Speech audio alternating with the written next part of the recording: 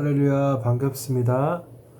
22과 23과 임마누엘 예수 그리스도 우리 함께 구역공과로 함께 은혜를 나누어 보도록 하겠습니다.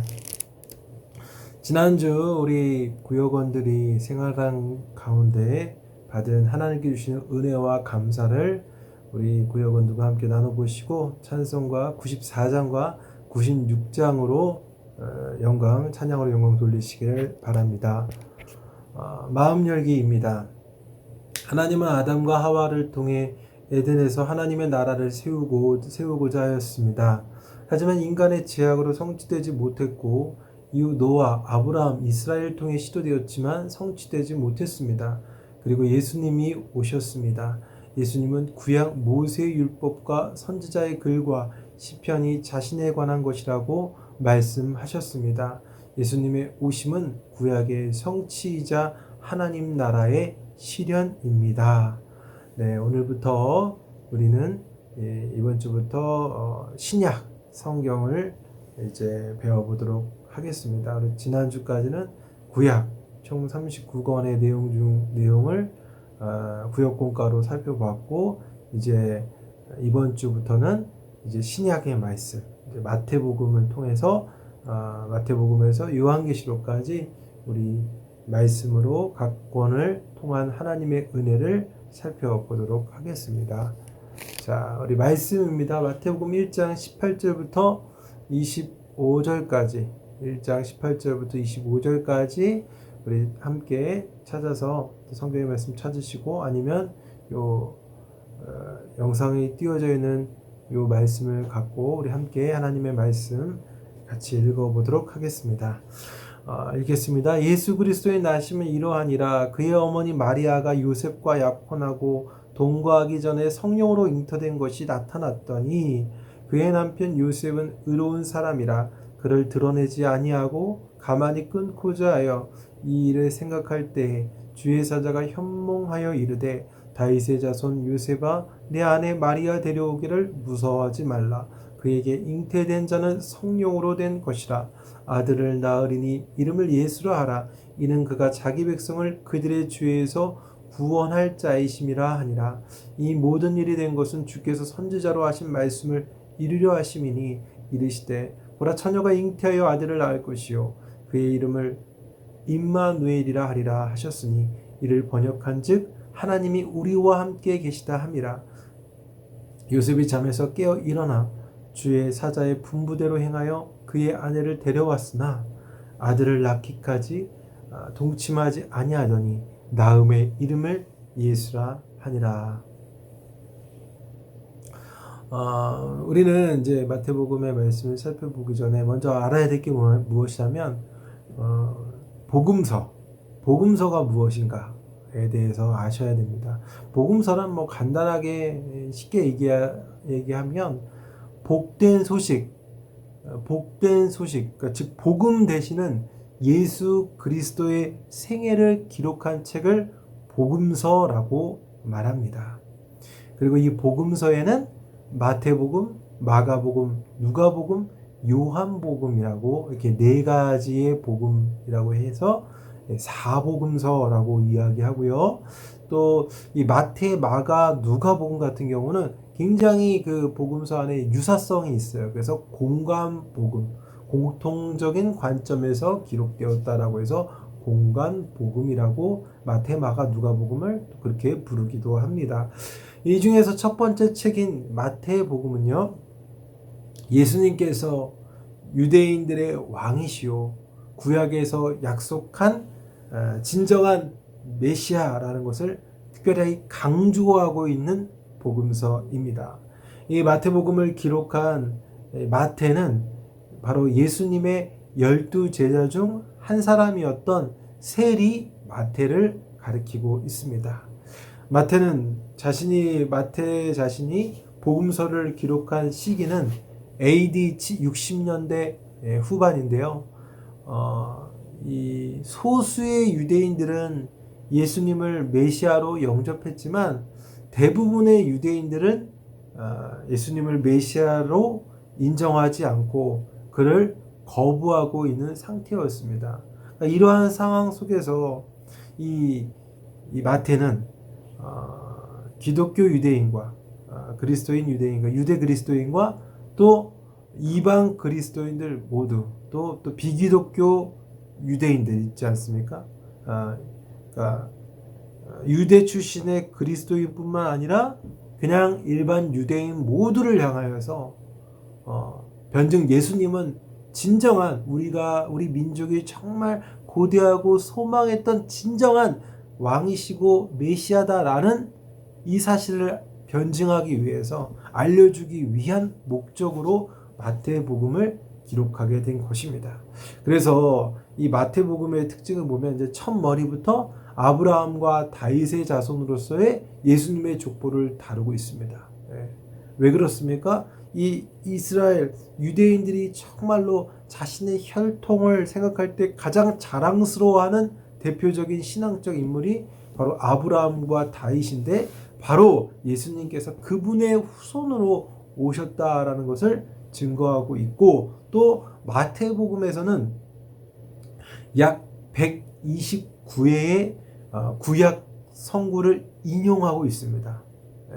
왜 이렇게 많은 그 마태, 마가, 누가, 요한복음 그 외의 서신서에서도 이 구약 성구를 인용하고 있지만 마태복음처럼 이렇게 많은 구약 성구를 인용하는 책은 마태복음이 제일 많다라는 거예요. 그러니까 바로 예수님이 구약에서 약속하신 참된 메시아임을 증거하기 위한 목적이었다라는 것입니다.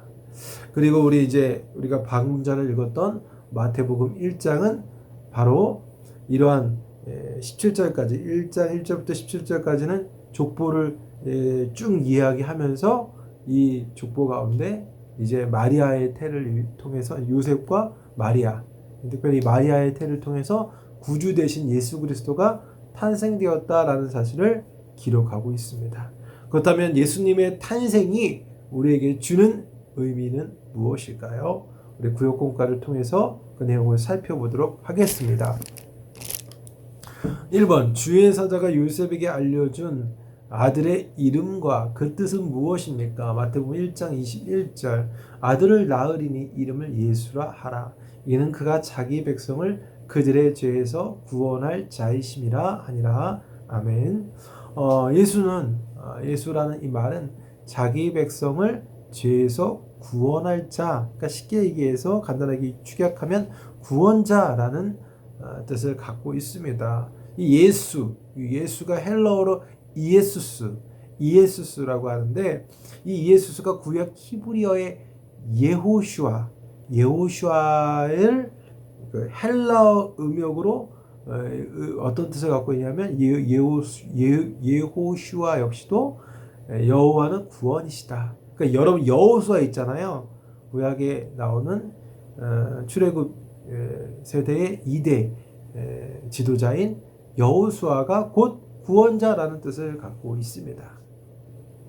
또한 이 예수라는 이름은 죄에서 특별히 이제 구원한다라는 것을 이제 이야기하고 있는데 이 이름 자체를 통해서 예수님께서 이 땅에 오신 목적과 그리고 이 땅에서 행하실 일들이 어떤 일을 행하시는지에 대해서 이 예수님이라는 이름을 통해서 알 수 있다라는 것입니다. 예수님이 이 땅에 오신 목적은 바로 죄로 인해 고난과 고통을 겪으며 결국 사망과 영원한 심판을 받아야 하는 우리 인간을 구원하고자 그리고 구원할 뿐만 아니라 우리에게 새 생명을 주고 하나님의 자녀로서의 은혜를 베푸시기 위해서 오셨다라는 것입니다. 그리고 이 모든 것을 바로 십자가로 말미암아 그 일들을 완전하게 이루셨다라는 것입니다. 자, 2번입니다.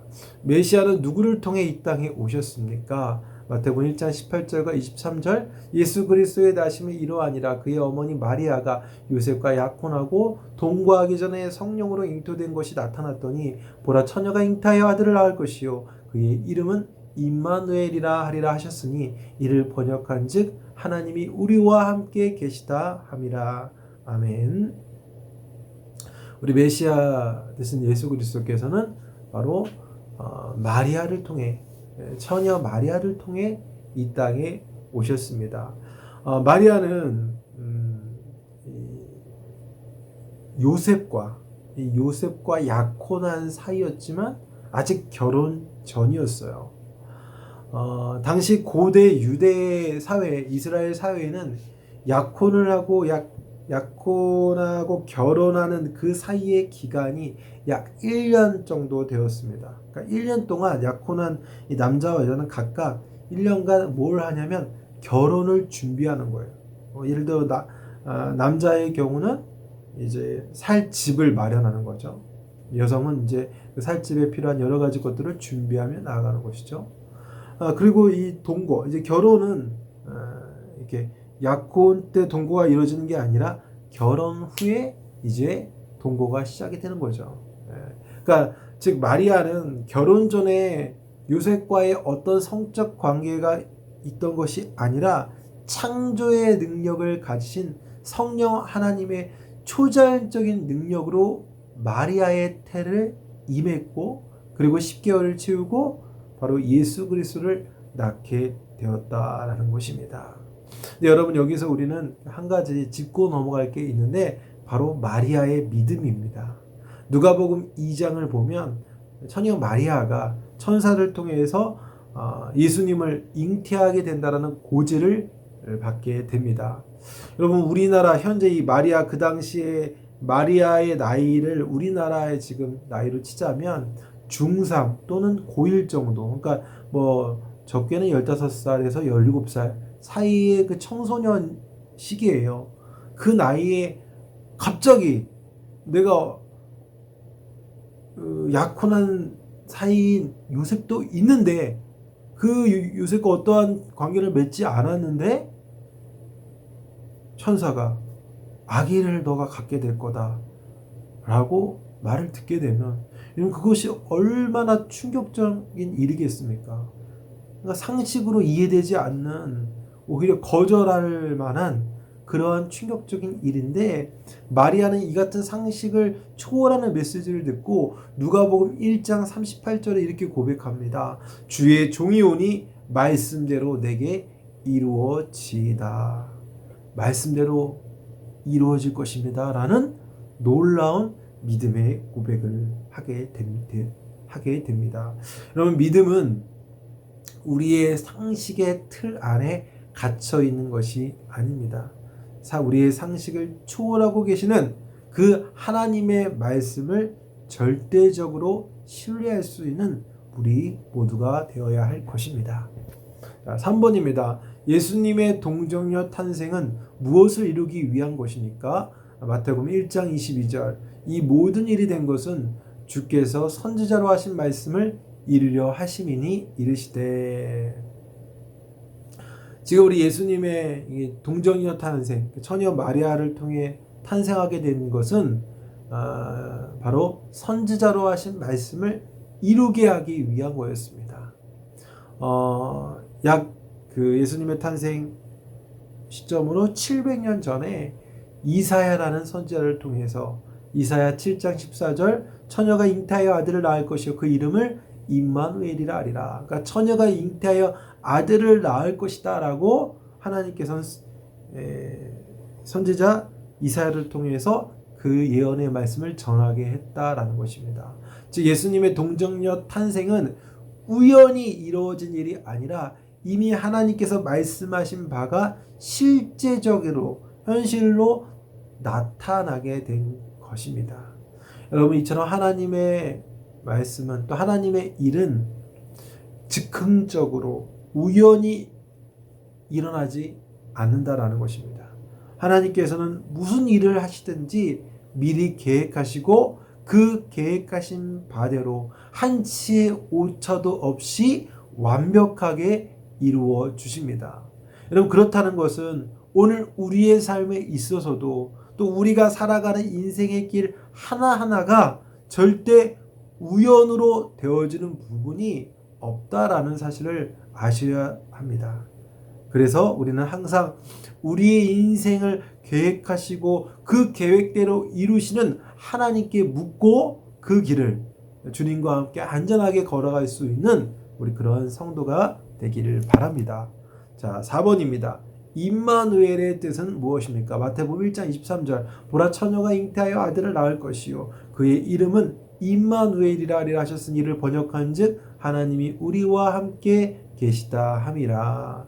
여러분 임마누엘이라는 말 많이 들어보셨죠? 네, 임마누엘이라는 것은 하나님이 우리와 함께 계시다, 함께 하시다 라는 뜻입니다. 그러니까 우리 예수님께서는 우리를 죄에서 구원하실 뿐만 아니라 우리와 우리 주 되신 예수님은 우리와 늘 함께하고 계시다라는 것을 알려주고 있습니다.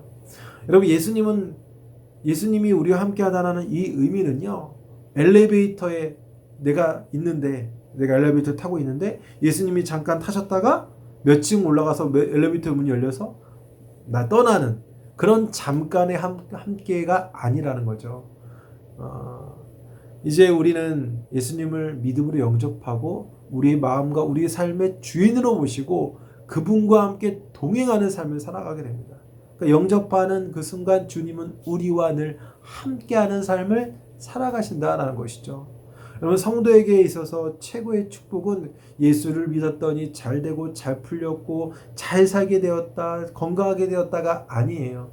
성도에 있어서 최고의 복은 예수님을 믿고 죄에서 구원받아 그분과 함께 평생 함께한다. 여러분 이 자체가 바로 성도에게 있어서 최고의 복됨이다라는 사실을 기억하시길 바랍니다. 여러분 행복을 멀리에서 찾지 마십시오. 그리스도인의 행복은 바로 예수님과 언제나 함께함. 그것이 곧 행복이다라는 사실을 기억하시기를 바랍니다. 자, 나눔과 적용입니다. 예수님이 우리와 함께 하심을 믿고 있습니까? 나와 함께 하시는 예수님을 느낄 때는 언제입니까? 우리가 어떤 특별할 때만 예수님이 나와 함께 하신다라는 것도 또 할 수 있겠지만 특별한 상황뿐만 아니라 우리의 모든 일상 속에서 늘 함께 하시는 임재하시는 예수님을 경험하고 또 그분과 친밀한 교제가 있는 그런 삶을 사시기를 바랍니다. 우리 함께 기도하실 때 우리와 함께 하시는 예수님을 온전히 믿게 하소서. 또 서로의 기도 제목을 나누고 기도하며 또 교회와 지역과 나라를 위해서 기도하기를 바랍니다. 또 찬송가 50장으로 찬양을 부르시면서 준비하신 예물을 하나님께 드리시고 또 주기도문이나 대표 기도로 마치시기를 바랍니다. 여러분 이제 6월이 되었습니다. 이제 6월 한 달 동안에 우리 교회에서 진행되어 있는 것은 교구별 특별 새벽 기도회 또 낙도 전도도 있고 또 이제 7월에 있을 여름 교육부서 여름 행사를 또 준비하는 또 한 달이 되기도 합니다. 여러분 기억하셔서 또 기도도 하시고 또 참여해 주시면 감사할 것 같습니다. 한 주간도 믿음 안에서 승리하시고 또 다음 주에도 구역 공과 영상으로 찾아뵙도록 하겠습니다. 우리 샬롬으로 인사하겠습니다. 샬롬 감사합니다.